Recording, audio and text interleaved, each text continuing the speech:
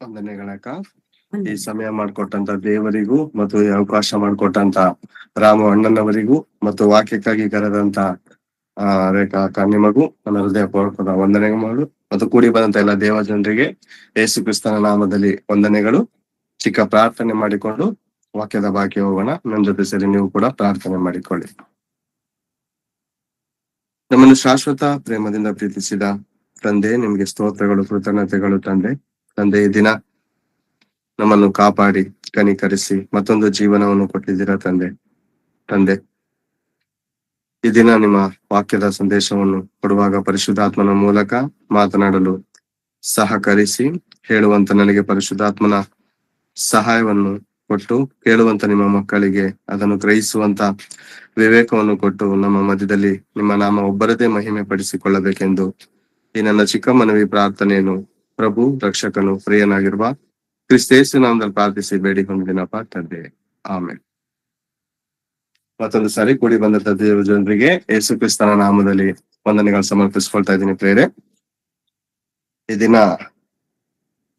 ವಾಕ್ಯದ ಸಂದೇಶದ ಭಾಗ 2 ಪೂರ್ವಕಾಲ ವೃತ್ತಾಂತ 14ನೇ ಅಧ್ಯಾಯದಲ್ಲಿರುವಂತ ಕೆಲವೊಂದು ಭಕ್ತನ ಸನ್ನಿವೇಶವನ್ನು ನೋಡಿಕೊಳ್ಳುವುದಾದರೆ, ಆಸನು ಎಂಬುವಂತ ಭಕ್ತನು.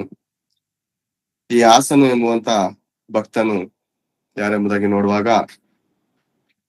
ದಾವೀದನಿಂದ ಸೊಲೊಮೋನನಿಂದ ರೆಹಬಾಮನಿಂದ ಅಬೀಯನ ಮಗನಾದ ಆಸನು.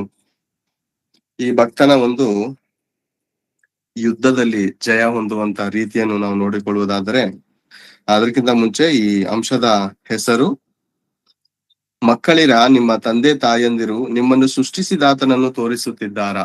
ವಾಕ್ಯದ ಅಂಶದ ಒಂದು ಹೆಸರು. ಮತ್ತೊಂದು ಸಾರಿ, ಮಕ್ಕಳಿರ ನಿಮ್ಮ ತಂದೆ ತಾಯಂದಿರು ನಿಮ್ಮನ್ನು ಸೃಷ್ಟಿಸಿದಾತನನ್ನು ತೋರಿಸುತ್ತಿದ್ದಾರ. ಓಕೆ, ನಾವು ಓದಿಕೋಣ.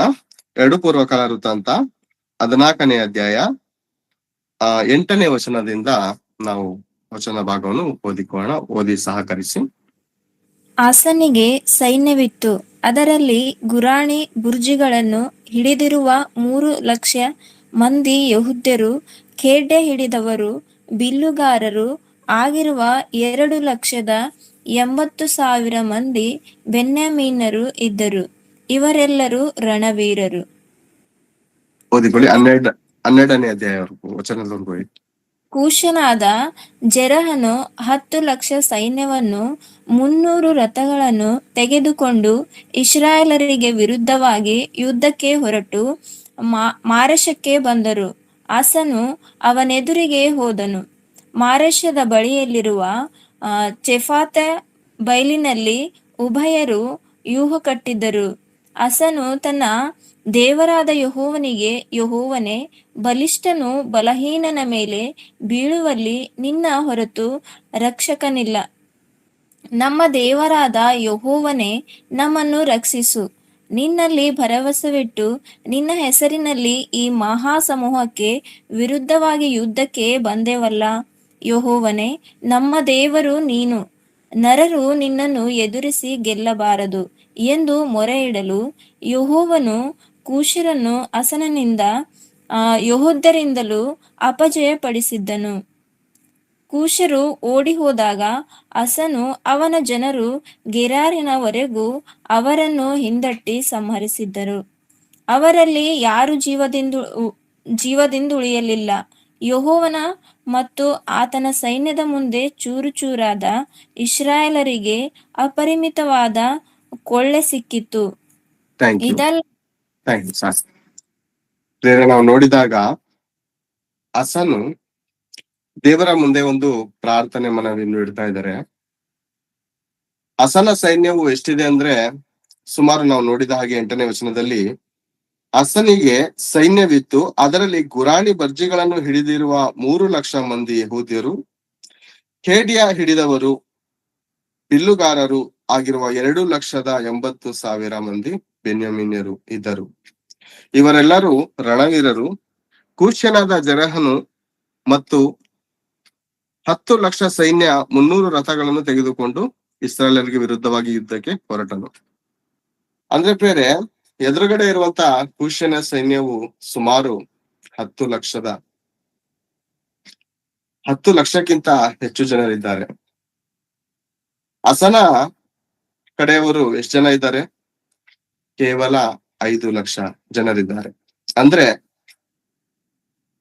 ಒಂದಕ್ಕಿಂತ ಎರಡರಷ್ಟು ಸೈನ್ಯವು ಯಾರ ಬಳಿಯಲ್ಲಿದೆ ಅಂದ್ರೆ ಶತ್ರು ಆಗಿರುವಂತ ಕೂಷ್ಯನ ಬಳಿಯಲ್ಲಿದೆ. ಆಗ ಆಸನನು ಪ್ರಾರ್ಥನೆ ಮಾಡ್ತಾ ಇದ್ದಾನೆ, ದೇವರೇ, ಬಲಿಷ್ಠನು ಬಲಹೀನನ ಮೇಲೆ ಬೀಳಲು ನಿನ್ನ ಹೊರತು ರಕ್ಷಕನಿಲ್ಲ. ಬಲಿಷ್ಠನಾಗಿದ್ದಾನೆ, 10 ಲಕ್ಷ ಸೈನ್ಯವನ್ನು ಮಡಿಕೊಂಡಿದ್ದಾನೆ, ಬಲಿಷ್ಠನಾಗಿದ್ದಾನೆ. ನಾನು ಬಲಹೀನನಾಗಿದ್ದೇನೆ ದೇವರೇ, ಆದ್ರೆ ನಾನು ನಿನ್ನ ಮೇಲೆ ನಂಬಿಕೆ ಮಾಡ್ತೇನೆ. ಯಾಕಂದ್ರೆ ಬಲಹೀನನನ್ನು ರಕ್ಷಿಸುವವನು ನೀನೊಬ್ಬನೇ ದೇವರೇ, ನಿನ್ನನ್ನು ಹೊರತು ಯಾರು ನನ್ನನ್ನು ರಕ್ಷಿಸುವುದಿಲ್ಲ ಎನ್ನುವಂತ ಪ್ರಾರ್ಥನೆ ಮನವಿ ಮಾಡಿದ್ದನ್ನು ದೇವರು ಭೂಮಿ ಮೇಲೆ ವಾಸ ಮಾಡ್ತಾರ ಬೇರೆ ದೇವರು ಅಂದ್ರೆ ಇಲ್ಲ. ಆಕಾಶ, ಮಹಾ ಆಕಾಶ, ಉನ್ನತ ಲೋಕಕ್ಕೆ ಮನುಷ್ಯರು ಮಾತನಾಡುವಂತ ಮಾತನ್ನು ಕೇಳುತ್ತಿದ್ದಾರೆ ಅಂದ್ರೆ ನಿಜವಾಗ್ಲೂ ತನ್ನ ಮುಂದೆ ತಗ್ಗಿಸಿಕೊಳ್ಳುವಂತ ಯಾರೇ ಆಗಿರ್ಲಿ, ಎಂಥವನೇ ಆಗಿರ್ಲಿ, ಎಂಥ ಬಲಹೀನನೇ ಆಗಿರ್ಲಿ, ದೇವರಿಗೆ ಮೊರೆ ಇಡುವಾಗ ದೇವರು ಖಂಡಿತ ಆ ಮೊರೆಗೆ ಸದುತ್ತರವನ್ನು ಕೊಡುವಂತ ದೇವರು.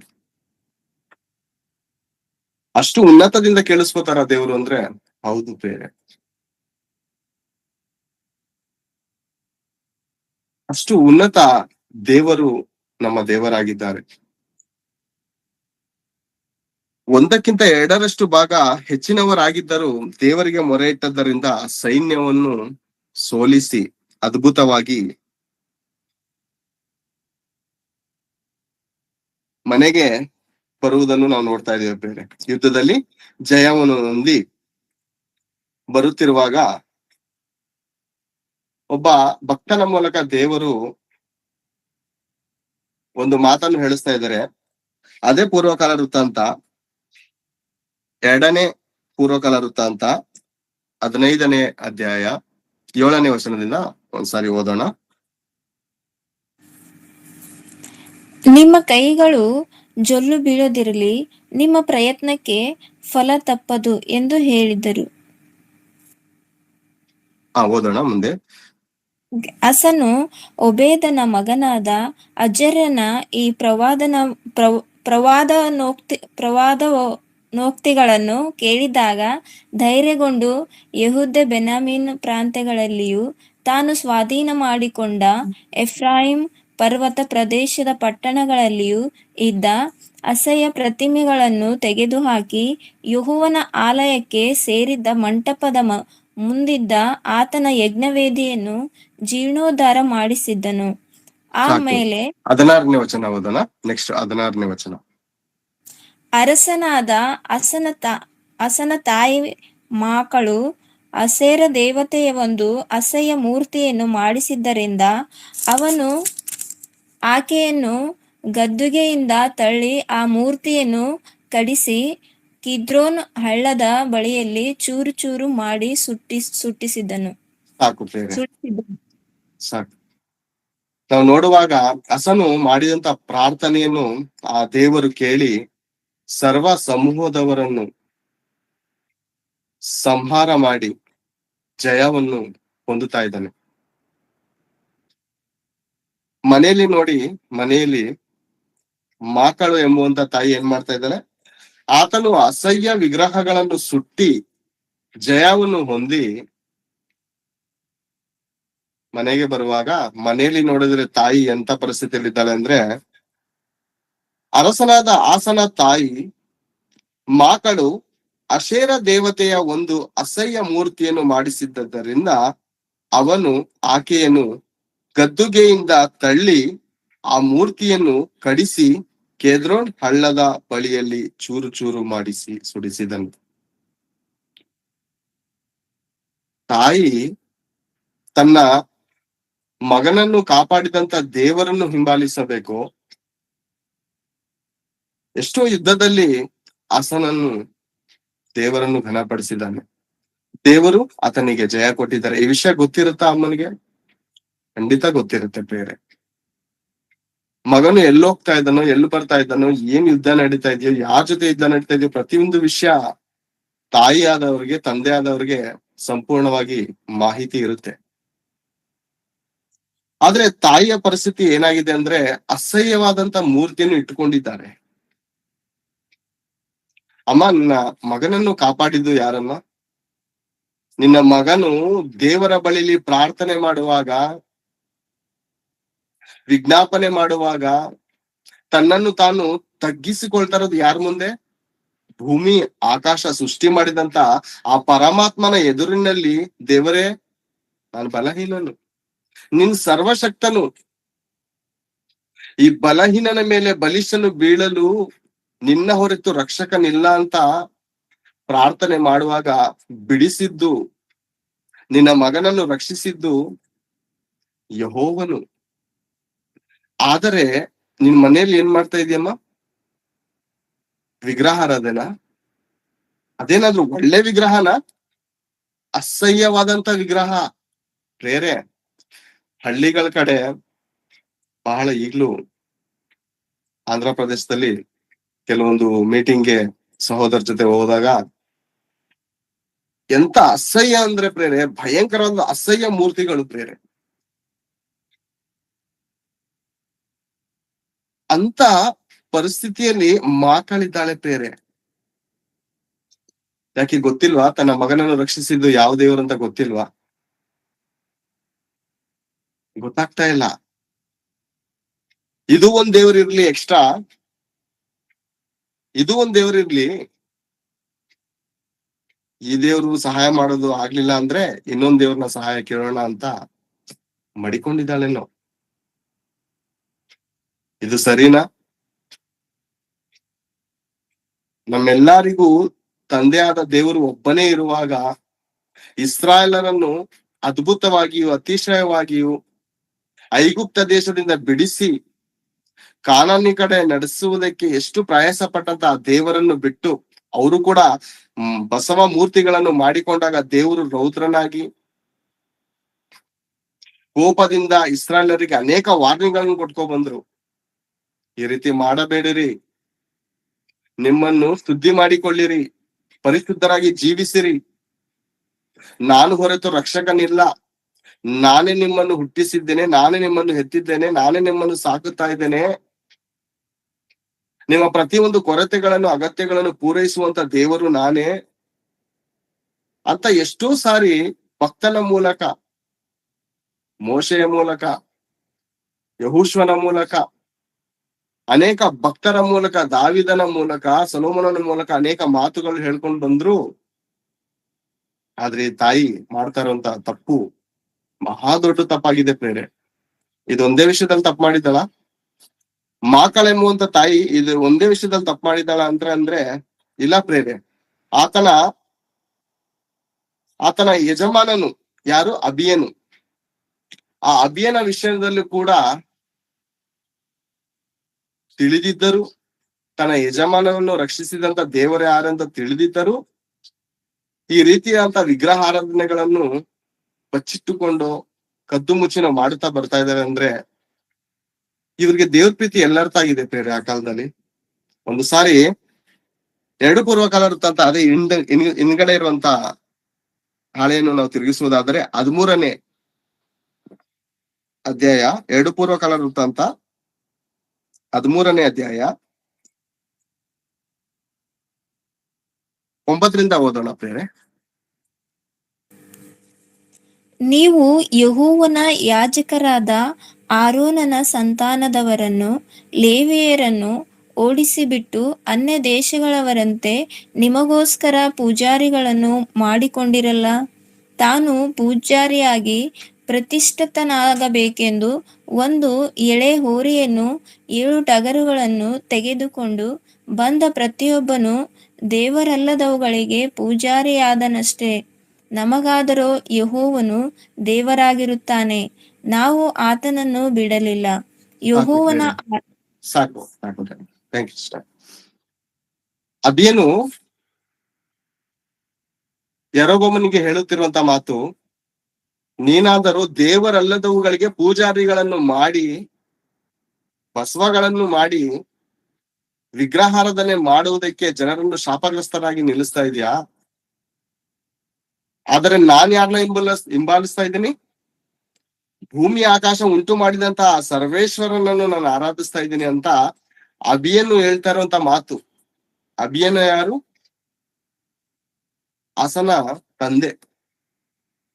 ಈ ಮಕ್ಕಳು ಯಾರೆಂಬುದಾಗಿ ನೋಡುವಾಗ ಅನೇಕ ವಚನಗಳು ಇರ್ತವೆ, ಬೇರೆ ವಚನಗಳು ಓದುವಂತದ್ದು ಹೆಚ್ಚಾಗಿರುತ್ತೆ. ಕೆಳಗಡೆ ಲಾಸ್ಟನೇ ವಚನವನ್ನು ಓದಿಕೊಳ್ಳುವಾಗ ಆ ವಿಷಯ ಕಂಡು ಬರುತ್ತದೆ. 21ನೇ ವಚನ ಓದಿಕೊಳ್ಳೋಣ. ಅಬಿಯನು ಬಲಗೊಂಡನು.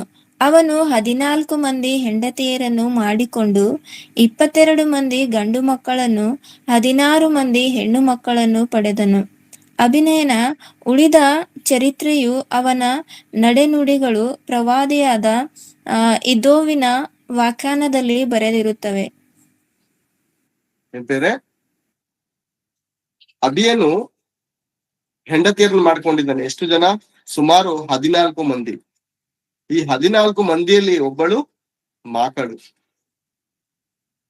ಆ ಮಾಕಳು ಅಭಿಯನ ಹೆಂಡತಿ ಆಗಿರುವಾಗ ಅಭಿಯನನ್ನು ರಕ್ಷಿಸಿದಂತ ದೇವರು ಯಾರು ಅಂತ ಗೊತ್ತಿಲ್ವಾ? ಗೊತ್ತಿದೆ. ತನ್ನ ಮಗನನ್ನು ಆಸನನ್ನು ರಕ್ಷಿಸಿದಂತ ದೇವರು ಅಂತ ಗೊತ್ತಿಲ್ವಾ? ಖಂಡಿತ ಗೊತ್ತಿದೆ. ಆದ್ರೆ ಮಾಡುತ್ತಿರುವಂತ ಕೆಲಸ ಎಂತದ್ದು? ಅಸಹ್ಯವಾದಂತ ಕಾರ್ಯ.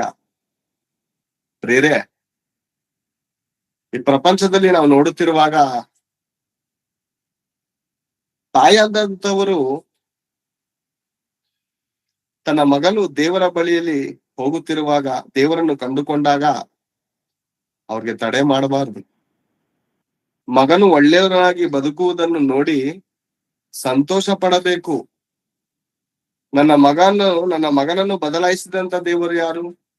ನನ್ನ ಮಗನ ಪ್ರವರ್ತನೆಯನ್ನು ಬದಲಾಯಿಸಿದಂತ ದೇವರು ಯಾರು ಎಂದು ತಂದೆ ತಾಯಿಗಳು ಪ್ರಥಮವಾಗಿ ಅರ್ಥ ಮಾಡಿಕೊಂಡು ಮಗನ ಬದಲಾವಣೆಯನ್ನು ನೋಡಿ ತಂದೆ ತಾಯಿಗಳು ತಿರುಗಿಕೊಳ್ಳಬೇಕಾಗಿರುತ್ತದೆ. ಆದ್ರೆ ಪ್ರಪಂಚದಲ್ಲಿ ನೋಡುವಾಗ ತಂದೆ ತಾಯಿಗಳು ವಹಿಸಬೇಕಾದಂತ ಪಾತ್ರ ಸರಿಯಾಗಿ ನಿರ್ವಹಿಸ್ತಾ ಇಲ್ಲ. ತಂದೆ ತಾಯಿಗಳು ಮಕ್ಕಳಿಗೆ ಶತ್ರು ಆಗಿದ್ದಾರ? ಶತ್ರು ರೀತಿಯಲ್ಲಿ ಆಗಿದ್ದಾರೆ. ಒಂದು ನಾವು ಅರಸುಗಳಲ್ಲಿ ನೋಡುವಾಗ ಪ್ರೇರೆ, ಅರಸುಗಳಲ್ಲಿ ತಾಯಿಯ ಪಾತ್ರ ಏನಾಗಿದೆ ಗೊತ್ತಾ? ಒಂದು ಸಾರಿ ಓದೋಣ. 2 ಅರಸುಗಳು 6ನೇ ಅಧ್ಯಾಯ 26ನೇ ವಚನವನ್ನು ಒಂದ್ಸಾರಿ ಓದೋಣ. 26ರಿಂದ 29ವರೆಗೂ 3 ವಚನ ಓದೋಣ. ಒಂದು ದಿವಸ ಇಸ್ರಾಯೇಲರ ಅರಸನು ಪೌಳಿಗೋಡೆಯ ಮೇಲೆ ಹಾದು ಹೋಗುತ್ತಿರುವಾಗ ಒಬ್ಬ ಸ್ತ್ರೀಯು, ಅರಸೇ, ನನ್ನ ಒಡೆಯನೇ, ನನ್ನನ್ನು ರಕ್ಷಿಸು ಎಂದು ಮೊರೆಯಿಟ್ಟಳು. ಅರಸನು ಆಕೆಗೆ, ಯೆಹೋವನು ನಿನ್ನನ್ನು ರಕ್ಷಿಸದಿದ್ದರೆ ನಾನು ಹೇಗೆ ರಕ್ಷಿಸಬಹುದು? ಕಣದಲ್ಲಾಗಲಿ ದ್ರಾಕ್ಷಿ ಆಲೆಯಲ್ಲಾಗಲಿ ಏನಾದರೂ ಉಂಟೋ ಎಂದು ಹೇಳಿ ನಿನಗಿರುವ ದುಃಖ ಯಾವುದು ಎಂದು ಕೇಳಿದನು.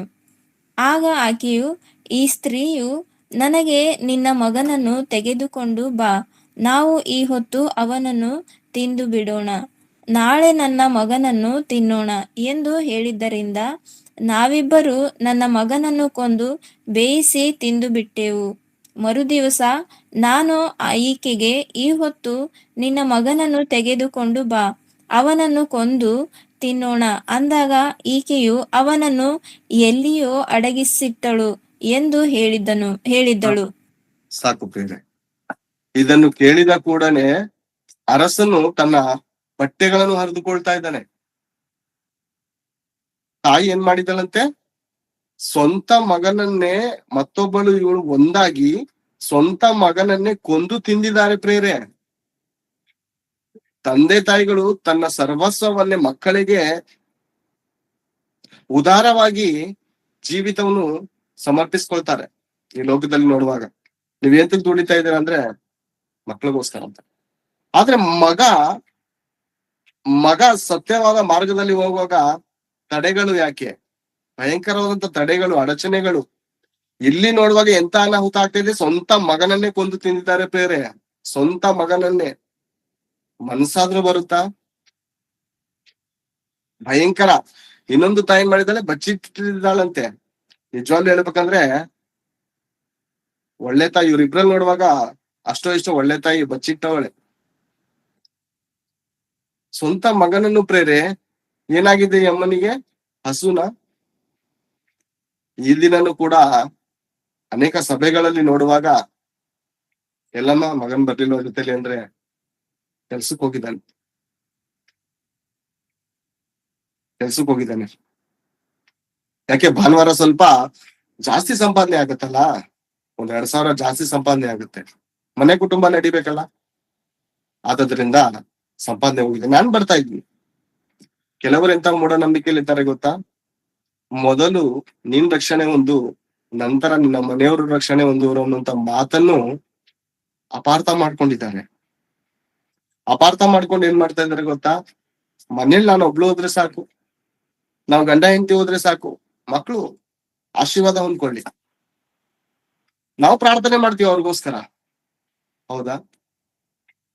ನಾಳೆ ದಿವಸ ದೇವರ ವಾಕ್ಯಕ್ಕೆ ಒಳಪಡದೆ ಪಾಪಿಷ್ಟನಾಗಿ ಬದುಕಿ ಅವನ್ ಏನ್ ಸಂಪಾದನೆ ಮಾಡೋ ಅದ್ರಕ್ಕಿಂತ 10ರಷ್ಟು ಕಳ್ಕೊಂಡಾಗ ಆ ಗೋಳು ಎಷ್ಟಾಗತ್ತೆ ಅಂತ ಗೊತ್ತಾ? ತಂದೆ ತಾಯಿಗಳಿಗೆ ಅರ್ಥ ಆಗುತ್ತಾ? ಅರ್ಥ ಆಯ್ತಾ ಇಲ್ಲ. ನಮ್ ಸಭೆಗೆ ಬರುವಂತ ಒಂದು ತಾಯಿ, ಅಳಿಯ, ಮಗಳು ಎಲ್ಲ ಜೊತೆಲಿದ್ದಾರೆ. ಎಲ್ಲ ಜೊತೆಲಿರುವಾಗ ಭಾನುವಾರ ಅವ್ರು ಮಾಡುತ್ತೇನಂತ ಕೆಲಸದಲ್ಲಿ ಹೆಚ್ಚಾದಂತ ಲಾಭ. ಬಹಳ ದಿವಸ ಆಯ್ತು, ಅಳಿಯನು ಬರ್ತಾ ಇಲ್ಲ. ಅಳಿಯನಿಗೆ ಮಗನ ರೀತಿಯಲ್ಲೇ ನೋಡ್ಕೊಂಡಿದ್ದಾರೆ, ಮಗಳು ಜೊತೆಲಿದ್ದಾರೆ, ಸಂಬಂಧಿಕರಲ್ಲೇ ಮದುವೆ ಮಾಡ್ಕೊಟ್ಟಿದ್ದಾರೆ. ಯಾಕಮ್ಮ ಅಳಿಯನು ಬರ್ತಾ ಇಲ್ಲ ಅಂದ್ರೆ, ನಾವು ಬರ್ತೀವಿ, ಅಳಿಯನಿಗೆ ಹೆಚ್ಚಾದಂತ ಸಂಪಾದನೆ ಇದೆ, ಆದ್ರಿಂದ ನಾವು ಬರ್ತೀವಿ, ನಾವು ಅವನಿಗೋಸ್ಕರ ಪ್ರಾರ್ಥನೆ ಮಾಡ್ತೇವೆ, ಮನೆ ಕುಟುಂಬ ನಡ್ಬೇಕಲ್ಲ ಅಂತಂದ್ರು. ಅಮ್ಮ, ಇದು ಒಳ್ಳೆ ನಿರ್ಧಾರವಲ್ಲ,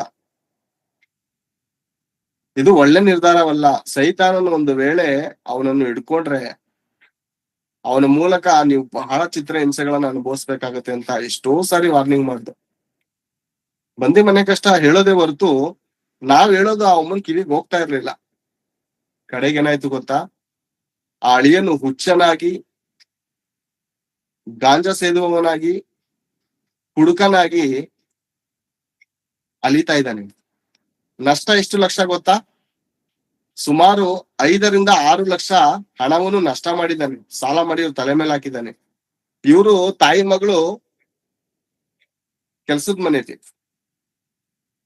ಮನೇಲಿ ಪಾತ್ರೆ ತಿಕ್ತಾ ಆ ಸಾಲ ತೀರ್ಸ್ತಾ ಇವ್ರ ಜೀವಿತವನ್ನೇ ಕಳ್ಕೊಂಡ್ಬಿಡ್ತಾ ಇದ್ದಾರೆ. ಈ ಕಡೆ ಭಾನುವಾರಕ್ಕೆ ಚರ್ಚ್ಗೆ ಇವ್ರು ಬರಕ್ ಆಗ್ತಾ ಇಲ್ಲ. ಇವಾಗ ತಿರ್ಗಾ ಏನಾಯ್ತು ಗೊತ್ತಾ? ಅವನ್ ಮಗನ್ಗೆ ಬೈಬಲ್ ಸ್ಟಡಿ ಸೇರ್ಸಿದ್ರು. ಬೈಬಲ್ ಸ್ಟಡಿ ಸೇರ್ಸಿದಾಗ ಆ ಮಗನು 1 ವರ್ಷ ಬೈಬಲ್ ಸ್ಟಡಿ ಮಾಡ್ತಾ ಇದ್ದ. ಅಂದ್ರೆ ದೇವ ಸೇವಕರ ಜೊತೆ ಒಂದು ಸೇವೆ ಮಾಡುವಂತದ್ದು ಎಂತದ ಅನ್ನುವಂತ ವಿಷಯವನ್ನು ಕುರಿತು ತಿಳ್ಕೊಳ್ಳಿ ಅಂತ ರಾಯಚೋಟಿಲಿ ಕಳ್ಸಿದ್ರು ಬೇರೆ. ಈ ದಾರಿ ತಪ್ಪಿದ್ನಲ್ಲ ಈತನ ಅಳಿಯ, ಅಂದ್ರೆ ಅವ್ರ ತಂದೆ ಫೋನ್ ಮಾಡಿ ಅವ್ರನ್ನ ಕರೆಸಿ, ಪಾಪ ನೀನ್ ನೋಡ್ದೆ ನಾನು ಇರಕಾಯ್ತಾ ಇಲ್ಲ, ಇಲ್ಲೇ ಕರೆಕ್ಟಾಗಿ ಚರ್ಚ್ಗೆ ಹೋಗ್ಕೊಂಡು ಇರ್ತೀಯಂತೆ, ನೀನ್ ನೋಡದೆ ನನ್ಗೆ ಇರಕಾಯ್ತಾ ಇಲ್ಲ ಅಂತ ಫೋನ್ ಮಾಡಿ ಕನಿಕರದ ಮಾತುಗಳನ್ನು ಹೇಳಿ ಆತನ ಮನಸ್ಸನ್ನು ಕೆಡಿಸಿ ಕರ್ಸ್ಕೊಂಡ್ರು ಬೇರೆ. ಈಗ ಅವರ ಇಬ್ರು ಮಕ್ಳು ಮಾತು ಕೇಳ್ತಾ ಇಲ್ಲ, ಅಳಿಯನು ಮಾತು ಕೇಳ್ತಾ ಇಲ್ಲ, ಇವ್ರು ಕೂಡ ಚರ್ಚಿಗೆ ಸರಿಯಾಗಿ ಬರಕ್ ಆಗ್ತಾ ಇಲ್ಲ. ಬಂದ್ರು 12 ಗಂಟೆ 11:30 ಕೆಲಸದವ್ರು ಕಳ್ಸಲ್ಲ ಬೇರೆ, ಅಡ್ವಾನ್ಸ್ ಗಳು ತಗೋಬಿಟ್ಟಿರ್ತಾರೆ. ಇವ್ರು ಏನ್ ಮಾಡಿದಾರೆ ಅಂದ್ರೆ, ಇವ್ರು ತನ್ನನ್ನು ತಾನು ಮಾರ್ಕೊಬಿಟ್ಟಿದ್ದಾರೆ. ಕಾರಣ, ಅವತ್ತು ನಿನ್ನ ಅಳಿಯನಿಗೆ ಕರೆಕ್ಟ್ ಆಗಿ ಚರ್ಚಿಗೆ ಬರಕ್ ಬಿಡ್ತಾ ಇದ್ರೆ ಇವತ್ತು ನಿನ್ ಮನೆ ಕುಟುಂಬದ ಭಾರವನ್ನು ಆತನ ಒಬ್ಬನೇ ಹೊತ್ಕೋತಾ ಇದ್ದ. ಇವತ್ತು 5 ಲಕ್ಷ ಸಾಲನೂ ಆಗ್ತಾ ಇರಲ್ಲ, ನಿಮ್ಮ ಜೀವಿತ ಬೀದಿ ಪಾಲು ಆಗ್ತಾ ಇರಲಿಲ್ಲ. ಅಂತ ಪರಿಸ್ಥಿತಿಲಿ ಆ ತಾಯಿ ತನ್ನ ಮನೆಯನ್ನು ಕೆಡಿಸ್ಕೊಂಡಿದ್ದಾಳೆ. ಜ್ಞಾನೋಕ್ತಿ ಹೇಳುವಂತ ಮಾತೇನ್ ಗೊತ್ತಾ? ಜ್ಞಾನೋಕ್ತಿ 14ನೇ ಅಧ್ಯಾಯದಲ್ಲಿ ಹೇಳುವಂತ ಮಾತೇನ್ ಗೊತ್ತಾ? ಜ್ಞಾನವಂತೆಯು ತನ್ನ ಮನೆಯನ್ನು ಕಟ್ಟಿಕೊಳ್ಳುವಳು, ಜ್ಞಾನಹೀನಳು ತನ್ನ ಕೈಯಿಂದ ಮುರಿದು ಬಿಡುವಳು. ಜ್ಞಾನವಂತೆ ಆಗಿದ್ರೆ ತನ್ನ ಕುಟುಂಬವನ್ನು ಕಟ್ಟಿಕೊಂಡು, ದೇವರೇ ನೀನು ಕೊಟ್ಟದ್ರಲ್ಲಿ ನಾನು ಸಂತೋಷವಾಗಿರ್ತೇನೆ, ನನ್ನ ಮಕ್ಕಳು, ನನ್ನ ಮೊಮ್ಮಕ್ಕಳು, ನನ್ನ ಅಳಿಯ, ನನ್ನ ಮಗಳು ಎಲ್ಲಾರು ನಿನ್ನ ಪಾದದ ಸಮ್ಮುಖದಲ್ಲಿ ಇರಬೇಕು ದೇವರೇ ಅಂತ ದೇವರ ಪಾದ ಹಿಡ್ಕೊಂಡಿದ್ರೆ ಚೆನ್ನಾಗಿರೋದು. ಲೋಕ ಮಕ್ಕಳ ಹಾಗೆ ಅಸಹ್ಯವಾದಂತ ವಿಗ್ರಹವನ್ನು ಹೇಗೆ ಆರಾಧಿಸ್ತಾ ಇದ್ದಾಳೋ ಅದೇ ರೀತಿ ಅಸಹ್ಯವಾದಂತ ಈ ಹಣವನ್ನು ಪ್ರೀತಿಸಿ, ಈ ಹಣದ ಮೇಲೆ ಆಸೆ ಪಟ್ಟದ್ದರಿಂದ ತನ್ನ ಕುಟುಂಬವನ್ನು ಹಾಳು ಮಾಡ್ಕೋತಾ ಇದ್ದಾರೆ ಬೇರೆ. ಇವತ್ತು ಎಷ್ಟೋ ಮಂದಿ ಅದೇ ರೀತಿಲಿ ಅಲ್ಲ, ಈತನ ಯಜಮಾನನನ್ನು ಕಾಪಾಡಿದಂತ ದೇವರು ಯೆಹೋವ ದೇವರು. ತನ್ನ ಮಗನು ಮೊರೆ ಇಟ್ಟಾಗ ಆತನಿಗೆ ಆ ಯುದ್ಧದಲ್ಲಿ ಜಯ ಕೊಟ್ಟಂತ ದೇವರು ಯೆಹೋವ ದೇವರು. ಮತ್ತೆ ನೀನ್ ಯಾಕಮ್ಮ ಈ ನಿರ್ಧಾರ ತೆಗೆದುಕೊಂಡಿದ್ಯಾ? ಏನ್ ಕಡಿಮೆ ಮಾಡಿದ್ದಾರೆ ದೇವರು? ನಿನ್ನ ಮಗನು ಹೋದ ಕಡೆ ಎಲ್ಲ ಜಯವನ್ನು ಕೊಟ್ಟು ಆ ಕೊಳ್ಳೆಯನ್ನು ತೆಗೆದುಕೊಂಡು ಬಂದಾಗ ಆ ಒಡವೆ ಎಲ್ಲ ಹಾಕೊಂಡಿದ್ಯಲ್ವಾ? ಗೊತ್ತಾಗ್ಲಿಲ್ವಾ? ದೇವರನ್ನು ನಂಬಿಕೊಂಡರೆ ದೇವರು ನನಗೆ ಸರ್ವವನ್ನು ದಯಪಾಲಿಸ್ತಾನೆ, ಆತನು ಸರ್ವಶಕ್ತನು ಅಂತ ಆ ಕಾಲದಲ್ಲಿ ಆ ಅಮ್ಮನಿಗೆ ಅರ್ಥ ಆಗ್ಲಿಲ್ಲ ಪ್ರಿಯರೇ, ಅರ್ಥ ಆಗ್ಲಿಲ್ಲ. ದೇವರಿಂದ ಏನೋ ಒಂದು ಆಸೆಗಳನ್ನು ಪಟ್ಟಿ ದೇವರುಗಳ ಮೇಲೆ ದೇವರುಗಳನ್ನು ಮಾಡಿಕೊಂಡು ಆ ದಿನ ಇಸ್ರಾಯೇಲರು ಕೂಡ ದಾರಿ ತಪ್ಪಿದ್ದಾರೆ. ತನ್ನ ಸೃಷ್ಟಿಸಿದ ಆತನನ್ನು ದೇವರನ್ನು ಕಂಡುಕೊಳ್ಳದೆ ಸೃಷ್ಟಿವಲ್ಲದವುಗಳನ್ನು ಆರಾಧಿಸಿ ಅಸಹ್ಯವಾದಂತ ಕಾರ್ಯಗಳನ್ನು ಮಾಡಿ ಆ ದಿನ ಅನೇಕ ತಾಯಂದಿರು ತಮ್ಮ ಮಕ್ಕಳ ದಾರಿಯನ್ನು ತಪ್ಪಿಸಿದ್ದಾರೆ. ನಾವು ನೋಡುವಾಗ ಅದೇ ರೀತಿಯಾಗಿದ್ದಿಲ್ಲ ಬೇರೆ. ಇಸ್ರಾಯೇಲರು ಯಹೂದ್ಯರಲ್ಲಿ ಯಾಕೆ ತನ್ನ ಮಕ್ಕಳುಗಳು ಯಾಕೆ ದೇವ್ರ ಕಡೆ ಬರ್ಲಿಲ್ಲ ಅಂತ ನೋಡುವಾಗ ತಾಯಂದಿರು, ಇಜೇಬೇಳಲ್ ಅಂತ ತಾಯಂದಿರು ಅನೇಕರು ಈಗ್ಲೂ ಕೂಡ ಇದ್ದಾರೆ. ಅದಕ್ಕೆ ದೇವರು ಎಚ್ಚರಿಸುತ್ತ ಮಾತೇನು ಗೊತ್ತಾ? ಒಂದು ಸಾರಿ ಮತ್ತಾಯನು ಬರೆದ ಸುವಾರ್ತೆಯನ್ನು ನೋಡಿಕೊಳ್ಳೋಣ. ಮತ್ತಾಯನು ಬರೆದ ಸುವಾರ್ತೆ 10ನೇ ಅಧ್ಯಾಯ 37ನೇ ವಚನವನ್ನು ಸರಿ ಓದೋಣ.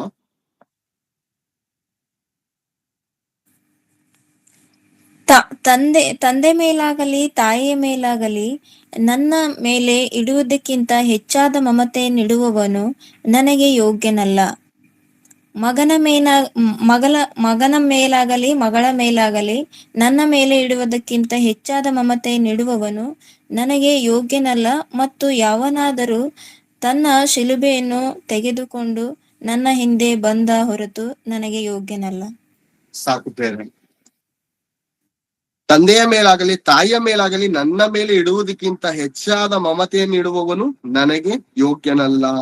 ಆ ಕೆಲಸ ಆಸನು ಮಾಡದ್ನ ಬೇರೆ. ಗದ್ದುಗೆಯಿಂದ ಇಳಿಸಿ ನಿನ್ನನ್ನು ನಾನು ರಕ್ಷಿಸಿದಂತ ದೇವ್ರು ಯಾರಂತ ಗೊತ್ತಿಲ್ಲ ಅಂದ್ರೆ ಈ ಗದ್ದಿಗೆ ಮೇಲೆ ಕುತ್ಕೊಳಕ್ ನಿನ್ಗೆ ಅರ್ಹತೆ ಇಲ್ಲಮ್ಮ. ಅಮ್ಮ, ನನ್ನನ್ನು, ನನ್ನ ತಂದೆಯನ್ನು ರಕ್ಷಿಸಿದಂತ ದೇವರನ್ನು ಆರಾಧಿಸಿದಂತ ನಿನಗೆ ಸಿಂಹಾಸನದ ಮೇಲೆ ಕುತ್ಕೊಳ್ಳುವಂತ ಅರ್ಹತೆ, ಯೋಗ್ಯತೆ ಇಲ್ಲ. ಬೇರೆ ಈ ರೀತಿ ಹೇಳ್ತೀನಂತ ಬೇಸರ ಮಾಡ್ಕೋಬೇಡಿ. ತಂದೆ ತಾಯಿನ ಪ್ರೀತಿಸ್ಬೇಕು, ಸನ್ಮಾನಿಸ್ಬೇಕು, ಖಂಡಿತ ದೇವರ ಆಜ್ಞೆ ಇದೆ.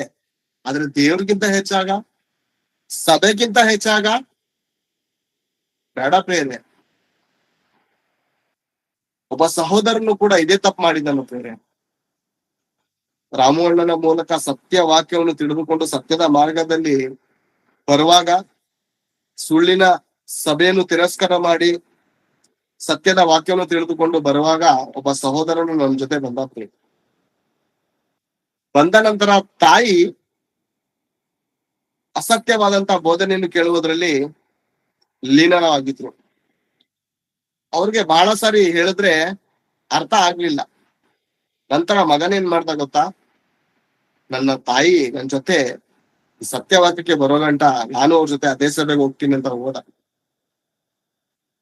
ಕಡೆಗೆ ತಾಯಿಯೂ ಬರ್ಲಿಲ್ಲ, ಮಗನು ಕೂಡ ಲೋಕಕ್ಕೆ ಹೋದ ಪ್ರೇರೆ.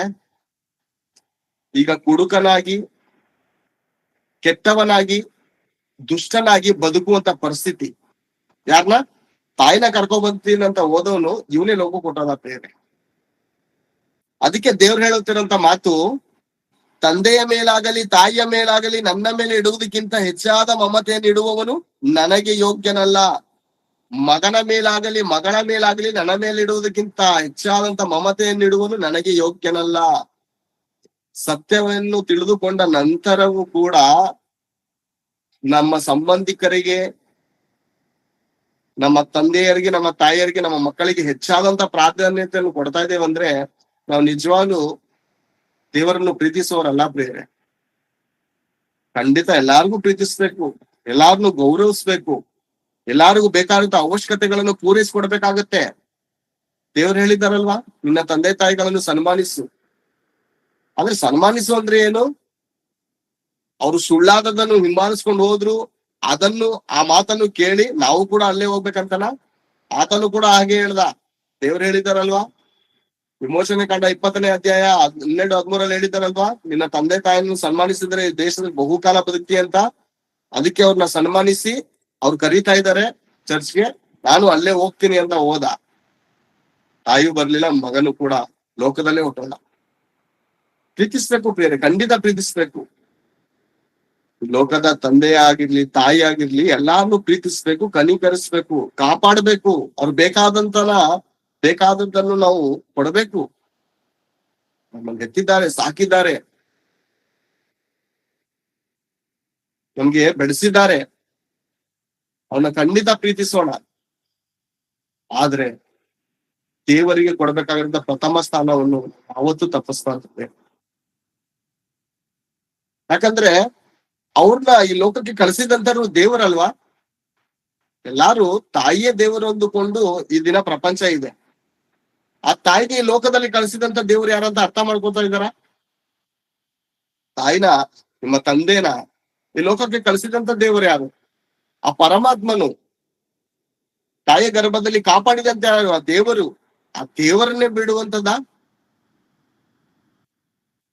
ತಾಯಿಯ ದೇವರು. ಪ್ರಪಂಚ ನೋಡಿ, ತಾಯಿಯ ದೇವರು. ತಾಯಿಯನ್ನ ಉಂಟು ಮಾಡಿದ ಯಾರು? ಈ ಲೋಕಕ್ಕೆ ಕಳಿಸಿದಂತ ದೇವರು ಯಾರು? ಅನೇಕರು ಮೂಢತ್ವದಲ್ಲಿ ಪ್ರಶ್ನೆಗಳನ್ನ ಮಾಡ್ತಾರೆ. ಏನಂತ ಎಂಬುದಾಗಿ ನೋಡುವಾಗ, ಕೋಳಿ ಮೊದ್ಲ, ಮೊಟ್ಟೆ ಮೊದ್ಲ? ಅದ್ ಹೇಳಿದ್ರೆ ಇದಂತಾರೆ, ಇದಂದ್ರೆ ಅದಂತಾರೆ. ಅಂದ್ರೆ ತಾಯಿ ಮೊದಲ, ದೇವರ ಮೊದಲ? ದೇವರು ಇದ್ದಿದ್ಕೆ ತಾನೇ ತಾಯಿ ಬಂದಿದ್ದು. ದೇವರು ಇರುವ ಆತನು, ಆತನಿಗೆ ಮರಣವಿಲ್ಲ.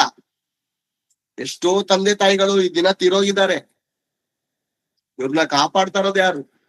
ಇವ್ರು ಹೋಗುತ್ತಿರುವಾಗಲೂ ಬರುತ್ತಿರುವಾಗಲೂ ಇವ್ರನ್ನ ಸಂರಕ್ಷಿಸಿ ತಿನ್ನುವುದಕ್ಕೆ ಬೇಕಾಗಿರುವಂತ ಆಹಾರವನ್ನು, ಉಡುವುದಕ್ಕೆ ಬೇಕಾಗಿರುವಂತ ವಸ್ತ್ರವನ್ನು, ಮೂಗಿಗೆ ಗಾಳಿಯನ್ನು ಕೊಡ್ತಾ ಇರುವಂತ ಪರಮಾತ್ಮನು ಯಾರು? ಆ ದೇವಾದಿದೇವನು. ಮಕ್ಕಳಾದಂತವರೇ ಆಗ್ಲಿ, ತಂದೆ ತಾಯಿ ಆದಂತವರಾಗ್ಲಿ, ಪ್ರಥಮವಾಗಿ ತಿಳ್ಕೊಬೇಕಾದ ವಿಷಯ ಏನ್ ಗೊತ್ತಾ? ತಂದೆ ತಾಯಿಗಳು ಅನೇಕ ಪುರಾತನ ಕಾರ್ಯಗಳನ್ನು ಹಿಂಬಾಲಿಸ್ತಾ ಇರ್ತಾರೆ ಪ್ರೇರೆ. ಅವ್ರಿಗೆ ಪ್ರೀತಿಯಿಂದ ಹೇಳೋಣ. ಒಂದು ವೇಳೆ ಬರ್ಲಿಲ್ವಾ, ಒಂದ್ ವೇಳೆ ತಿಳ್ಕೊಳ್ಳಿಲ್ವಾ ಸತ್ಯ, ಪ್ರೀತಿಸೋಣ, ಪಕ್ಕ ಕೇಳೋಣ. ಅವ್ರ ಮಾತನ್ನು ಎಷ್ಟು ಸತ್ಯವಾದಂತ ಇದ್ರೆ ಕೇಳೋಣ. ಸುಳ್ಳಾದದನ್ನು ಹಿಂಬಾಲಿಸುವಂತ ಅವಶ್ಯಕತೆ ಇಲ್ಲ ಪ್ರೇರೆ. ಒಳ್ಳೇದೇ ಹೇಳ್ತಾರ. ನಮ್ಮ ಆರೋಗ್ಯವನ್ನು ಕುರಿತು ಬಹಳ ಚಿಂತೆ ಮಾಡ್ತಾ ಇರ್ತಾರೆ. ಸಮಯಕ್ಕೆ ಕರೆಕ್ಟಾಗಿ ತಿನ್ಬೇಕು ಮಗನೇ, ಅಲ್ಲಿ ಹೋಗ್ಬೇಕಾದ್ರೆ ಹುಷಾರ್. ಅದೆಲ್ಲ ಕೇಳೋಣ. ಆತ್ಮಕ್ಕೆ ಸಂಬಂಧಪಟ್ಟಂತ ವಿಷಯದಲ್ಲಿ ಏನಾದ್ರು ದೇವರ ಸನ್ನಿಧಿಗೆ ಹೋಗುವುದನ್ನು ತಪ್ಪಿಸುವಂತ ಕಾರ್ಯಗಳು, ಅಲ್ಲಿ ಫಂಕ್ಷನ್ ಇದೆ, ಇಲ್ಲಿ ಫಂಕ್ಷನ್ ಇದೆ, ಅಲ್ಲಿ ಊಟ ಇದೆ, ಎಲ್ಲೂ ಹೋಗುವಂತ ಅವಶ್ಯಕತೆ ಇಲ್ಲ. ದೇವರಿಗೆ ಕೊಡಬೇಕಾದಂತ ಪ್ರಥಮ ಸ್ಥಾನ ದೇವರಿಗೆ ಕೊಡ್ಬೇಕು. ಪ್ರೀತಿಸೋಣ, ಕನಿಕರಿಸೋಣ, ಕಾಪಾಡೋಣ. ದೇವರ ಬಾಧ್ಯತೆ ಕೊಟ್ಟಿದ್ದಾರೆ ನಮ್ಗೆ. ಆದರೆ ನಮ್ಮನ್ನು ನಿಮ್ಮನ್ನು ಸೃಷ್ಟಿಸಿದಾತನ ದೇವರಿಂದ ಯಾರಾದ್ರೂ ಅಗ್ನಿಸುವುದಕ್ಕೆ ಪ್ರಯತ್ನ ಮಾಡಿದ್ರೆ ಖಂಡಿತ ಅದಕ್ಕೆ ಒಪ್ಪುವಂತ ಅವಶ್ಯಕತೆ ಇಲ್ಲ ಪ್ರೇರೆ. ಬಿಟ್ಬಿಡ್ತಾರೆ, ಪ್ರಪಂಚ ಬಿಟ್ಬಿಡುತ್ತೆ ಪ್ರೇರೆ. ಮಕ್ಕಳನ್ನು ಕಾಪಾಡಿದಂತ ದೇವರು ಯಾರೋ ಗೊತ್ತಿಲ್ಲ, ಅವರ ಗಂಡನನ್ನು ಕಾಪಾಡಿದಂತ ದೇವರು ಯಾರೋ ಗೊತ್ತಿಲ್ಲದೆ ಮಕ್ಕಳು ತಪ್ಪು ಮಾಡಿದ್ದಾರೆ. ಆದ್ರೆ ಆಸನ್ನು ಮಾಡಿದಂತ ಒಳ್ಳೆ ಕಾರ್ಯ ಏನ್ ಗೊತ್ತಾ? ನಿನ್ಗೆ ಆ ಸ್ಥಾನಕ್ಕೆ ಯೋಗ್ಯತೆ ಇಲ್ಲಮ್ಮ, ನಿನ್ಗೆ ಅರ್ಹತೆ ಇಲ್ಲ. ನಾನು ಪ್ರೀತಿಸುವಂತ ದೇವರನ್ನೇ, ನಾನು ಹಿಂಬಾಲಿಸಿದಂತ ದೇವರನ್ನೇ ನೀನು ಕಂಡುಕೊಳ್ಳುತ್ತೇನು ಅಂತ ಇದುವರೆಗೂ ನಾನು ನೋಡ್ದೆ. ಆದ್ರೆ ನೀನ್ ಮನೆಯಲ್ಲೇ ಕೂತ್ಕೊಂಡು ಈ ತರ ಅಸಹ್ಯ ಕಾರ್ಯವನ್ನು ಮಾಡ್ತಾ ಇರೋದು ನೋಡಿ ನನ್ ಸಹಿಸಕ್ ಆಗಲ್ಲ.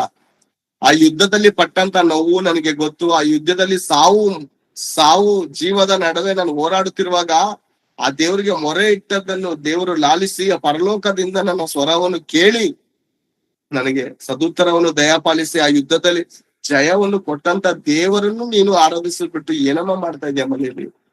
ಎಂತ ಕೆಲಸ ಮಾಡ್ತಾ ನಿಂಗೆ ಅರ್ಥ ಆಗ್ತಾ ಇದೆಯಾ? ಅರ್ಥ ಆಗ್ತಾ ಇಲ್ಲ ಅಮ್ಮನಿಗೆ. ಈ ದಿನನೂ ಕೂಡ ಅಷ್ಟೇನೆ. ಯೌವನಸ್ಥರಾಗಿರ್ಬೋದು. ಒಂದು ವೇಳೆ ದೇವರ ಕಡೆ ಬಂದದ್ದನ್ನು ನೋಡಿ ಅನೇಕರು ತಿರಸ್ಕಾರ ಮಾಡಬಹುದು, ಸಂಬಂಧಿಕರು ತಿರಸ್ಕಾರ ಮಾಡಬಹುದು, ತಂದೆ ತಾಯಿಗಳು ಅಸಹ್ಯ ಪಟ್ಕೋಬಹುದು. ಯಾಕೆ ಆ ದೇವ್ರ ಹತ್ರ ಹೋಗ್ತಾ ಇದೆಯಾ, ಬೇರೆ ದೇವ್ರಿಲ್ವಾ? ನಮ್ಮ ತಂದೆ ತಾಯಿದವರು ಕಾಲಾಂತರದಿಂದ ಪೂಜಿಸ್ತಾರಂತ ದೇವ್ರುಗಳಿಲ್ವಾ ಅಂತ ಹೇಳ್ಬೋದು. ನಾವ್ ಒಂದೇ ಮಾತು ಹೇಳೋದು, ನನ್ನನ್ನು ಈ ಲೋಕದಲ್ಲಿ ಕಳಿಸಿದಂತ ದೇವರು, ಆ ಸೃಷ್ಟಿಕರ್ತನನ್ನು ನಾನು ಕಂಡುಕೊಂಡಿದ್ದೇನಮ್ಮ. ನಿನ್ನ ತಾಯಿ ಗರ್ಭದಲ್ಲಿ 9 ತಿಂಗಳು ನನಗೆ ಸಾಕಿ ಸಲಹಿ ಒಂದೊಂದು ತಿಂಗಳಿಗೆ ಒಂದು ಅಂಗವನ್ನು ಕೊಟ್ಟು ಕಾಪಾಡಿದಂತ ದೇವರನ್ನು ನಾನು ಕಂಡುಕೊಂಡಿದ್ದೇನಮ್ಮ. ಇದು ನನ್ನ ಸೌಭಾಗ್ಯ. ನೀನಂತೂ ನಂಗೆ ತೋರಿಸಿಲ್ಲ ದೇವರು, ನೀವಂತೂ ತಂದೆ ತಾಯಿಯಾದಂತವರು ನನಗೆ ದೇವ್ರು ಯಾರಂತ ತೋರಿಸ್ಲಿಲ್ಲ. ಆದ್ರೆ ಆ ಯೇಸು ಕ್ರಿಸ್ತನು ನನಗೆ ತಂದೆ ಯಾರಂತ ಪರಿಚಯ ಮಾಡಿಸಿದ್ದಾನೆ. ಆತ ನಾನು ಹೇಗ್ ಬಿಡ್ಲಿ? ಅದಕ್ಕೆ ಭಕ್ತನೊಂದು ಪ್ರಾರ್ಥನೆ ಮಾಡ್ತಾನೆ. ಭಕ್ತನೊಂದು ಪ್ರಾರ್ಥನೆ ಮಾಡೋದನ್ನು ನಾವು ಗಮನಿಸೋಣ. ಕೀರ್ತನೆ ಗ್ರಂಥ 27ನೇ ಅಧ್ಯಾಯ 10ನೇ ವಚನವನ್ನು ನಾವು ಓದೋಣ. ಕೀರ್ತನೆಗಳು 27:10.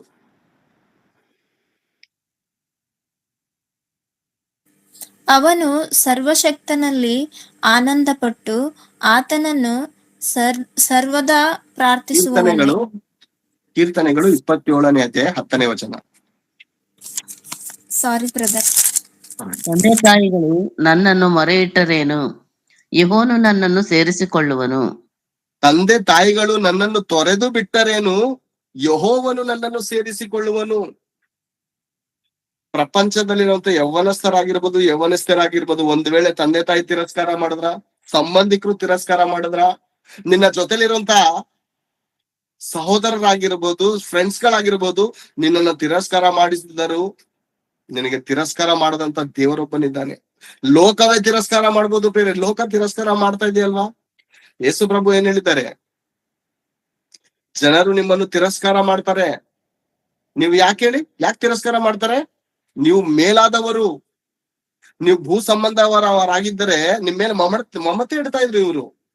ಇವ್ರ ತರನೇ ವ್ಯರ್ಥವಾದದ್ದನ್ನು ಹಿಂಬಾಲಿಸಿ ಇವ್ರು ಮಾಡುವಂತದ್ದೇ ಆಚಾರಗಳನ್ನು, ಹಬ್ಬಗಳನ್ನು ಮಾಡ್ಕೊಂಡು ಒಂದ್ ವೇಳೆ ನೀವ್ ಇರ್ತಾ ಇದ್ರೆ ನಿಮ್ ಮೇಲೆ ಬಹಳ ಮಮತೆ ಇಡ್ತಾ ಇದ್ರು. ನಿಮ್ಗೆ ಬೇಕಾದ್ರೆ ಹಬ್ಬ ಮಾಡೋದಕ್ಕೆ ಸಾಲಕ್ಕೆ ಕಾಸು ಕೊಡೋರು, ಕರುಣೆ ತೋರಿಸ್ತಾ ಇದ್ರು. ಯಾಕೆ ಇವಾಗ ನಿಮ್ಗೆ ಕಷ್ಟದಲ್ಲಿ ನಿಮ್ಗೆ ಇವ್ರನ್ನು ಹೀಯಾಳಿಸ್ತಾರೆ? ನೀವು ಯೇಸು ಕ್ರಿಸ್ತನ ನಂಬದರಿಂದ. ಹೌದಾ? ಅದಕ್ಕೆ ಭಕ್ತನೇನ್ ಹೇಳ್ತಾನೆ ಹೇಳಿ, ತಂದೆ ತಾಯಿಗಳು ನನ್ನ ತೊರೆದು ಬಿಟ್ಟರೇನು, ದೇವರು ನನ್ನ ಸೇರಿಸ್ಕೊಳ್ತಾನೆ. ಪ್ರೇರೆ, ನನ್ನ ಜೀವಿತದಲ್ಲೂ ಕೂಡ ತಂದೆ ತಾಯಿದ್ರು ಸಾಕಿದ್ರು, ಸರ್ವ ಬೇಕಾಗಿದ್ದನ್ನೆಲ್ಲ ಪೋಷಿಸಿದ್ರು. ಪ್ರೇರೆ,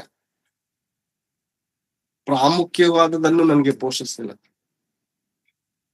ನನ್ನನ್ನು ಸೃಷ್ಟಿಸಿದಂತ ಆ ದೇವರು ಯಾರಂತ ತೋರಿಸದೆ ಅನಾಥರಾಗಿ ಲೋಕದಲ್ಲಿ ನನ್ನನ್ನು ಬಿಟ್ಟೋದ್ರು. ಪ್ರೇರೆ, ಅನಾಥರಾಗಿ ಬಿಟ್ಬಿಟ್ಟೋದ್ರು. ಊಟ ಕೊಟ್ರು, ಬಟ್ಟೆ ಕೊಟ್ರು, ಸರ್ವವನ್ನು ಕೊಟ್ರು. ಆದ್ರೆ ಈ ಪ್ರಾಣವನ್ನು ಕಾಪಾಡಿದಂತ ದೇವರು, ಅವರ ಗರ್ಭದಲ್ಲಿ ರೂಪಿಸಿದಂತ ದೇವರು ಯಾರಂತ ನನಗೆ ತಿಳಿಸದೆ ಸತ್ತು ಹೋದ್ರು. ತಿಳಿಸ್ಲಿಲ್ಲ ದೇವ್ರು ಯಾರಂತ. ಪರಮಾತ್ಮನು ಯಾರು, ಈ ಲೋಕಕ್ಕೆ ಕಳಿಸಿದಂತ ದೇವರು ಯಾರಂತ ಅವರು ಹುಡುಕ್ಲಿಲ್ಲ, ನನಗೂ ತೋರಿಸ್ಲಿಲ್ಲ. ಆದ್ರೆ ಆ ಯೇಸು ಕ್ರಿಸ್ತನ್ ಏನ್ ಮಾಡಿದಾನೆ ಗೊತ್ತಾ? ಆ ಯೇಸು ಕ್ರಿಸ್ತನು ನಮ್ಮನ್ನು ಅನಾಥರಾಗಿ ಬಿಡದೆ, ನಾವು ಅನಾಥರಾಗಿ ಸಾಯೋದಕ್ಕೆ ಬಿಡದೆ ಆ ದೇವರನ್ನು ಪರಿಚಯ ಮಾಡಿಸಿದನು. ಪ್ರೇರೆ, ಬಿಡ್ಲಿಲ್ವ ನಮ್ಗೆ ಅನಾಥರಾಗಿ? ಬಿಡ್ಲಿಲ್ವಲ್ಲ ಪ್ರೇರೆ. ಎಷ್ಟು ಅದ್ಭುತವಾಗಿ ಯೋಹಾನನು ಬರೆದ ಸುವಾರ್ತೆ ಒಂದು ಸಾರಿ ಓದೋಣ. ಯೋಹಾನನು ಬರೆದ ಸುವಾರ್ತೆ 14ನೇ ಅಧ್ಯಾಯ 18ನೇ ವಚನವನ್ನು ಸಾರಿ ಕಡೆದಾಗಿ ಓದಿಕೊಳ್ಳೋಣ. ಯೋಹಾನನು ಬರೆದ ಸುವಾರ್ತೆ 14:18. ನಾನು ನಿಮ್ಮನ್ನು ಅನಾಥರಾಗಿ ಬಿಡುವುದಿಲ್ಲ, ನಿಮ್ಮ ಬಳಿಗೆ ಬರುತ್ತೇನೆ. ಇನ್ನು ಸ್ವಲ್ಪ ಕಾಲ ನಾನು ನಿಮ್ಮನ್ನು ಅನಾಥರಾಗಿ ಬಿಡುವುದಿಲ್ಲ. ಎಂತ ದೇವರು ಪ್ರೇರೆ ಸಿಕ್ಕಿದ್ದಾನೆ ನಮ್ಗೆ, ಎಂತ ಅದ್ಭುತವಾದಂತ ದೇವರು ಸಿಕ್ಕಿದ್ದಾನೆ. ತಂದೆಯನ್ನು ಪರಿಚಯ ಮಾಡಿಸಿದ್ದಾನೆ. ಅನಾಥರಾಗಿ ಅಳಿತಾ ಇದ್ರು ಈ ಲೋಕದಲ್ಲಿ. ತಂದೆ ತಾಯಿ ಇದ್ರು ಇಲ್ಲದ ರೀತಿಯಲ್ಲಿ. ತಂದೆ ತಾಯಿಗಳು ದೇವರಾಗಿದ್ರೆ ನಮ್ಗೆ ನೆಮ್ಮದಿ ಇರ್ಬೇಕಾಗಿತ್ತು, ಸಮಾಧಾನ ಇರ್ಬೇಕಾಗಿತ್ತು. ಪ್ರಾಮುಖ್ಯವಾಗಿ ನಾವು ಒಳ್ಳೆ ಗುಣಗಳನ್ನು ಧರಿಸಿಕೊಂಡು ಈ ಲೋಕದಲ್ಲಿ ಬದುಕ್ಬೇಕಾಗಿತ್ತು. ಇವತ್ ಯಾಕೆ ಮಕ್ಳುಗಳು ಬೀದಿಗಳಲ್ಲಿ ಅಲಿತಾ ಇದ್ದಾರೆ? ಅಸಹ್ಯ ರೀತಿಯಲ್ಲಿ ಅವ್ರ ಪ್ರವರ್ತನೆಗಳು ಯಾಕಿದೆ? ನಿಜವಾದ ತಂದೆ ಯಾರಂತ ತೋರಿಸ್ಲಿಲ್ಲ ಇವರು, ನಿಜವಾದ ತಾಯಿ ಯಾರಂತ ತೋರಿಸ್ಲಿಲ್ಲ ಇವರು, ನಿಜವಾದ ಆತ್ಮರಕ್ಷಕನು ಯಾರು ಅಂತ ತೋರಿಸ್ಲಿಲ್ಲ ಇವರು. ಅದಂತ ಕಾರಣಕ್ಕೆ ಈ ತಂದೆ ತಾಯಿಗಳು ಈ ಲೋಕದಲ್ಲಿ ಶಾಪಗ್ರಸ್ತರಾಗಿ ಯಾಕೆ ಬದುಕ್ತಾ ಇದಾರೆ ಗೊತ್ತಾ? ಕಣ್ಣೀರಲ್ಲಿ ಕೈ ತೊಳಿತಾ ಇದ್ದಾರೆ ಯಾಕೆ ಗೊತ್ತಾ? ವೃದ್ಧಾಶ್ರಮಕ್ಕೆ ಸೇರಿಸಲ್ಪಡ್ತಾ ಇದ್ದಾರೆ ಯಾಕೆ ಗೊತ್ತಾ? ಬೀದಿಗಳಲ್ಲಿ ಭಿಕ್ಷೆ ಬೇಡ್ತಾ ಇದ್ದಾರೆ ಯಾಕೆ ಗೊತ್ತಾ? ತನ್ನನ್ನು ಸೃಷ್ಟಿಸಿದ ತನ್ನ ದೇವರನ್ನು ತಾವು ತಿಳ್ಕೊಳ್ಳದೆ ತಮ್ಮ ಮಕ್ಕಳನ್ನು ಕೂಡ ದೇವರನ್ನು ಕುರಿತು ಪರಿಚಯ ಮಾಡಿಸದೆ ಇದ್ದದ್ದರಿಂದ ಶಾಪಗ್ರಸ್ತರಾಗ್ತಾ ಇದ್ದಾರೆ. ಅವರನ್ನು ಕುರಿತು ಸಂತೋಷವಿಲ್ಲ, ನನಗೆ ದುಃಖ ಇದೆ, ವೇದನೆ ಇದೆ. ಯಾಕಿಂತರ ಕೆಲಸ ಮಾಡ್ಕೊಂಡ್ರು? ಏನ್ ಕಡಿಮೆ ಮಾಡಿದ್ರು ದೇವರು? ತನ್ನ ಹಿರಿಯರು ಹಿಂಬಾಲಿಸ್ತಾ ಇದ್ದಾರೆ ಹೊರತು ತಾವಾಗಿ ತಾವೇನಾದ್ರೂ ನೋಡ್ತಾ ಇದ್ದಾರ? ಯೋಬನ್ ಹೇಳುವಂತ ಮಾತಿನ ಗೊತ್ತಾ? ಇನ್ನೊಬ್ಬನಾಗಿ ಅಲ್ಲ, ನನ್ನ ತಂದೆ ಮಾಡಿದ ಆಚಾರವೋ ನನ್ನ ತಾಯಿ ಮಾಡಿದ ಆಚಾರವೋ, ಅಪ್ಪ ಹಾಕಿದ ಆಲ್ಮರ ಅಂತಾರೆ, ಅದಲ್ಲ. ನೀನಾಗಿ ನೀನು ದೇವರನ್ನು ನೋಡ್ತಾ ಇದೀಯಾ ಅಥವಾ ಮತ್ತೊಬ್ಬನಾಗಿ ನೋಡ್ತಾ ಇದೀಯಾ? ಮದ್ವೆ ವಿಷಯ ಬಂದಾಗ ಗಂಡ್ಮಕ್ಳುಗಳು ಅವರ್ ಚಾಯ್ಸ್.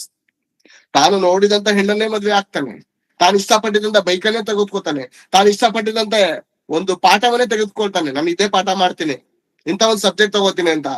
ದೇವ್ರ ವಿಷಯ ಬಂದಾಗ ಮಕ್ಕಳು ಕೂಡ ದಾರಿ ತಪ್ತಾ ಇದ್ದಾರೆ.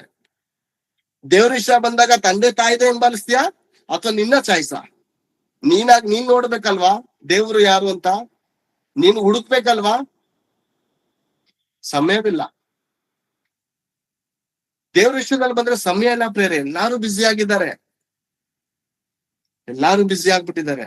ತಂದೆ ತಾಯಿ ನೋಡಿದ್ರೆ ಮಕ್ಕಳಿಗೆ ಏನೋ ಒಂದ್ ಮಾಡ್ತಾ ಇದೀವಿ, ಏನೋ ಒಂದ್ ಓದಿಸ್ತಾ ಇದೀವಿ ಅನ್ಕೊಂಡು ಅವ್ರ ಹಿಂದೆ ಮರಳಾಗಿದ್ದಾರೆ. ಮಕ್ಳುಗಳೇನೋ ಅವ್ರ ಜೀವನ ಅವ್ರು ನೋಡ್ಕೊಂಡಿದ್ದಾರೆ. ಮತ್ತೆ ಇವ್ರನ್ನೆಲ್ಲ ಯಾರು ಪ್ರೇರೆ ದೇವ್ರ ಕಡೆ ನಡೆಸೋದು? ತಂದೆ ತಾಯಿ ಬಾಧ್ಯತೆ ಇಲ್ಲ, ಅವ್ರು ಬಿಟ್ಬಿಟ್ಟಿದ್ದಾರೆ. ಲೋಕದಲ್ಲಿ ಒಂದು ಗಾದೆ ಇದೆ, ಬೇಲಿನೇ ಇದ್ದಿ ಹೊಲ ಮೇಯ್ದ್ರೆ ಅದನ್ನ ಕಾಪಾಡೋರು ಯಾರು? ಹೆತ್ತಂತ ತಂದೆ ತಾಯಿಗಳೇ ಮಕ್ಕಳಿಗೆ ದೇವರ ಮಾರ್ಗದಲ್ಲಿ ನಡೆಸದೆ, ದೇವ್ರು ಯಾರು ಅಂತ ತಿಳಿಸದೆ ಹೋಗುವಾಗ ಇವ್ರನ್ನು ಕಾಪಾಡೋರು ಯಾರು? ಇವ್ರನ್ನ ರಕ್ಷಿಸೋರು ಯಾರು? ಆ ದೇವ್ರು ಬಿಟ್ರೆ ಯಾರು ರಕ್ಷಕನ ಇಲ್ಲ ಪ್ರೇರೆ. ಅನಾಥರಾಗಿ ತಂದೆ ತಾಯಿಗಳು ಇದ್ರು ಸತ್ತ ಹಾಗೆ ಪ್ರೇರೆ. ತಂದೆ ತಾಯಿಗಳು ಇದ್ದು ಸತ್ತ ಹಾಗೆ. ನಾಯಿ ಕೂಡ ನೋಡಿ ಪ್ರೇರೆ, 6 ಮಗು 12 ಮಗು ಹೆತ್ತುತ್ತೆ, ಬೀದಿಲ್ ಬಿಟ್ಬಿಟ್ಟಿರುತ್ತೆ. ಅಣ್ಣ ತಮ್ಮದಿರ ವಿಚಾರ ಮಾಡ್ತಾ ಇರ್ಲಿ, ಅಕ್ಕ ತಂಗಿರ ವಿಚಾರ ತಲೆ ಕಟ್ಸ್ಕೊಳಲ್ಲ. ನಾಯಿ ಗೊತ್ತಿಲ್ಲ. ಮನುಷ್ಯರಾದಂತವ್ರು ನಮ್ಗೆ ಇದೆಯಲ್ವಾ ಮನಸ್ಸಾಕ್ಷಿ ಇದೆಯಲ್ವಾ ಬೇರೆ? ಆ ಮನಸ್ಸಾಕ್ಷಿ ಪ್ರತಿಯೊಂದು ತಂದೆ ತಾಯಿಗಳು ಹೊಂದಿರಬೇಕು ಅನ್ನೋ ವಿಷಯದಲ್ಲಿ ನಾವು ಹೆಚ್ಚಾಗಿ ಪ್ರಾರ್ಥನೆ ಮಾಡೋಣ ಪ್ರೇರೆ. ಯಾಕಂದ್ರೆ ತಂದೆ ತಾಯಿಗಳು ತನ್ನ ಕರ್ತವ್ಯವನ್ನು ಮರ್ತೋಗ್ಬಿಟ್ಟಿದ್ದಾರೆ. ತನ್ನ ಸೃಷ್ಟಿಸಿದಾತನನ್ನು ಅವರು ಕಂಡ್ಕೋತಾ ಇಲ್ಲ. ಮಕ್ಕಳು ಒಂದ್ ವೇಳೆ ಕಂಡ್ಕೊಂಡ್ರೆ ಅವ್ರಿಗೂ ಕೂಡ ಅಡ್ಡಗೋಡೆಯಾಗಿ ನಿಂತ್ಕೊಂಡಿದ್ದಾರೆ. ಈ ಮಕ್ಕಳ ಹಾಗೆ ಇರುವಂತ ತಾಯಂದಿರನ್ನು ಅನೇಕರನ್ನು ನಾವು ರಕ್ಷಿಸ್ಬೇಕಾಗೈತೆ. ತಾಯಂದಿರನ್ನು ಅನೇಕ ಬುದ್ಧಿ ಮಾತುಗಳನ್ನು ಹೇಳಿ, ಅವ ನಿನ್ನ ಮಗಳಿಗೋಸ್ಕರ ಚಿಂತೆ ಮಾಡ್ಬೇಡ ಅಮ್ಮ, ಅವನು ಮದುವೆ ಆಗುತ್ತೆ ಇರುವ ಅನೇಕರು ನೋಡಿ ಅನೇಕ ಸಮಸ್ಯೆಗಳಲ್ಲಿ ಅನೇಕ ಗುಡಿಗಳಿಗೆ ಹೋಗ್ತಾ ಇರ್ತಾರೆ. ನನ್ನ ಮಗನ್ಗೆ ಅಲ್ಲಿ ಮದುವೆ ಸಿಗ್ಲಿ, ಇಲ್ಲಿ ಹೆಣ್ ಸಿಗ್ಲಿ ಅಂತ. ಅವ್ರಿಗೆಲ್ಲ ಧೈರ್ಯದ ಮಾತುಗಳನ್ನು ಹೇಳಿ, ಅಮ್ಮ ದೇವ್ರಿದ್ದಾರೆ, ಒಳ್ಳೆ ಗುಣವಂತನಾಗಿ ದೇವ್ರು ಮಾಡಿದ ನಂತರ ದೇವ್ರೇ ಅವ್ನ್ ಬೇಕಾಗಿರುವಂತ ಬಹಳ ಸಂಗತಿಯನ್ನು ಕೊಡ್ತಾರೆ. ಆದುದರಿಂದ ನಾವು ಅವ್ರಿಗೋಸ್ಕರ ಪ್ರಾರ್ಥನೆ ಮಾಡೋಣ. ಇಂಥ ಮಾರ್ಗದಲ್ಲಿ ಇದ್ದಂತವರಿಗೆ ನಾವು ದೇವರ ಮಾರ್ಗದಲ್ಲಿ ನಡೆಸಿ ನಾವು ಕೂಡ ದೇವರ ಆಶೀರ್ವಾದಕ್ಕೆ ಪಾತ್ರರಾಗೋಣ ಅನ್ನುವಂತ ಮಾತನ್ನು ಹೇಳಿ ನಾನು ಮುಗಿಸ್ತಾ ಇದ್ದೇನೆ. ಪ್ರಾರ್ಥನೆ ಮಾಡಿಕೋಣ ಪ್ರೇರೆ. ತಂದೆ ಆದ ದೇವರೇ, ನಿಮ್ಗೆ ಸ್ತೋತ್ರಗಳು, ಕೃತಜ್ಞತೆಗಳು ತಂದೆ. ಇದುವರೆಗೂ ನಿಮ್ಮ ಮಾತುಗಳನ್ನು ತಂದೆ ನಿಮ್ಮ ಮಕ್ಕಳಾದಂತ ನಾವು ತಿಳಿದುಕೊಂಡಿದ್ದೇವೆ ತಂದೆ. ಮಕ್ಕಳ ಹಾಗೆ ಅನೇಕ ತಾಯಂದಿರು ತಂದೆಯಂದಿರು ಕೂಡ ಈ ಪ್ರಪಂಚದಲ್ಲಿ ಇದ್ದಾರಪ್ಪ. ತಾವು ಸತ್ಯವನ್ನು ತಿಳಿದುಕೊಳ್ಳುವುದಿಲ್ಲ, ಸತ್ಯವನ್ನು ತಿಳಿದುಕೊಳ್ಳುವಂತ ಮಕ್ಕಳಿಗೂ ಕೂಡ ಅಡ್ಡಿಗಳನ್ನು ಮಾಡಿ ಲೋಕದಲ್ಲಿ ಏನೋ ಸುಖವಾಗಿ ಬದುಕಬೇಕನ್ನುವಂತ ಆಸೆಯನ್ನು ಹುಟ್ಟಿಸಿ ಅವರು ಕೂಡ ಸಭೆಗೆ ಬರದ ಹಾಗೆ ತಡೆ ಮಾಡ್ತಾ ಇದ್ದಾರೆ ತಂದೆ. ಆ ರೀತಿಲಿ ನಮ್ಮಲ್ಲಿ ಯಾರು ಕೂಡ ಇರದ ಹಾಗೆ, ಆ ರೀತಿ ಇರುವಂತವ್ರು ಯಾರಾದ್ರೂ ನಮ್ ಪರಿಚಯ ಇದ್ದಾರೆ ಅವ್ರಿಗೂ ಕೂಡ ದೇವರ ಮಾರ್ಗ ನಡೆಸೋದಕ್ಕೆ ತಂದೆ ಸಹಾಯ ಮಾಡಿ ತಂದೆ, ಬಲಪಡಿಸಿ ತಂದೆ. ಈ ವಾಕ್ಯದಲ್ಲಿ ನನ್ನಿಂದ ಏನಾದ್ರೂ ತಪ್ಪಾಗಿರೆ ದಯಮಾಡಿ ನಮಗೆ ಕ್ಷಮಿಸಿರಿ ತಂದೆ, ಬಲಪಡಿಸಿರಿ, ನಡೆಸಿರಿ ಎನ್ನುವಂತ ಈ ಚಿಕ್ಕ ಮನವಿ ಪ್ರಾರ್ಥನೆ ವಿಜ್ಞಾಪನೆಯನ್ನು ನನ್ನ ರಕ್ಷಕನು ನಿಮ್ಮ ಪ್ರೇಕುಮಾರನು ಜಗತ ಮೋಕ್ಷ ಪ್ರದನಾದ ಕ್ರಿಸ್ತ ಯೇಸುವಿನಲ್ಲಿ ಪ್ರಾರ್ಥಿಸಿ ಬೇಡಿ ಹೊಂದಿನಪ್ಪ ತಂದೆ. ಆಮೇಲೆ ಧನ್ಯವಾದಗಳು.